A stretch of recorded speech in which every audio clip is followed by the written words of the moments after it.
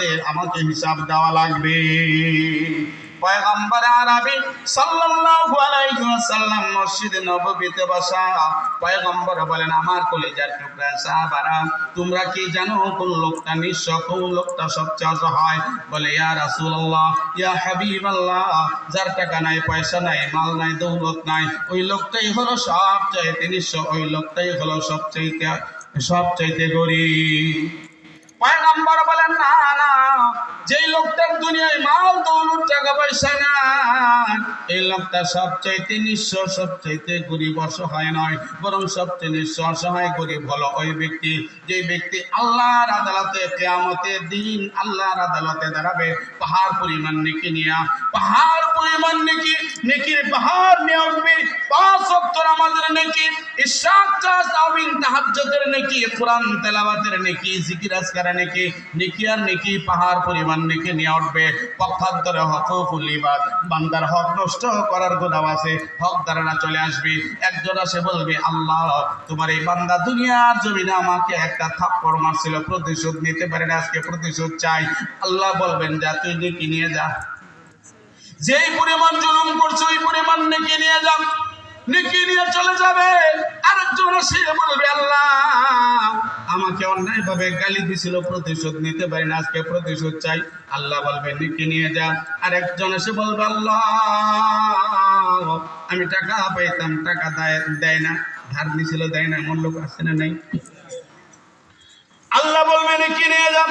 আরেকজন বলবে, আল্লাহ, আমি দোকানদার, আমার দোকান থেকে বাকি খাইছে, এরপর আর টাকা দেয় নাই। আল্লাহ বলবে, নেকি নিয়ে যা। এইভাবে যত মানুষের হক নষ্ট করছে, একজন একজন করে আস্তে আস্তে নেকি নিতে নিতে এক সময় আর নেকি থাকবে না, নেকি শেষ, হক দ্বারা বাকি থাকবে।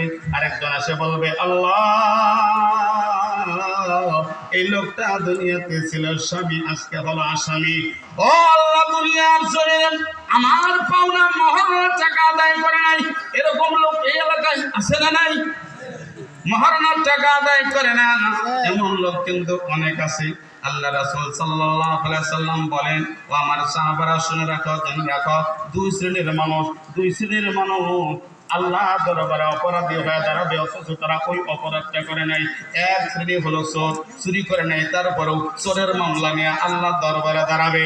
2 নম্বর হলো জেনার মামলা নিয়ে দাঁড়াবে, অথচ জীবনেও জেনা করে নাই। আল্লাহর আদালতে 2 শ্রেণীর মানুষ দাঁড়ায় যাবে, তাদের বিচার হবে। একজনের শাস্তি হবে জেনার কারণে, অথচ জীবনে একবারও জেনা করে নাই। আরেকজনের শাস্তি হবে চোরের কারণে, অথবা চুরি করার কারণে, অথচ জীবনে একবার সে চুরি করে নাই। 1 নম্বর হলো যারা বিবির মহারণার টাকা পরিশোধ করে নাই, পরিশোধ করার চেষ্টাও করে নাই, এরা আল্লাহর আদালতে জেনা করার কাতারে দাঁড়া যাবে। বিবির সাথে যত রাত কাটাইছে, জেনা করার গুনাহ নিয়ে জাহান্নামে চলে যাবে।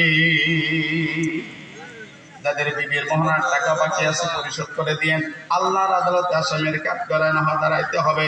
2 নম্বর হলো যারা ঋণ নিছে, ঋণ পরিশোধ করে নাই, মানুষের কাছে টাকা ধার নিছে, পরিশোধ করে নাই, বাকি খাইছে, টাকা দেয় নাই, এরা চোরের কাতারে দাঁড়া যাবে। ওই পরিমাণ টাকা চুরি করার গুনাহ নিয়ে আল্লাহ জাহান্নামে চলে যাবে। বিবি এসে বলবে, আল্লাহ, দুনিয়ার মধ্যে ছিল আমার স্বামী, আজকে হলো আসামি, আমার মহারণার টাকা দেয় নাই। আল্লাহ বলবে, নেকি তো আর নাই, তোর গুনাহগুলা দিয়া তুই জান্নাতে যা। এইবার বিবি স্বামীর কাছে গুনাহগুলা জমা দিয়া, স্বামীর আমলনামায় জমা দিয়া সে চলে যাবে।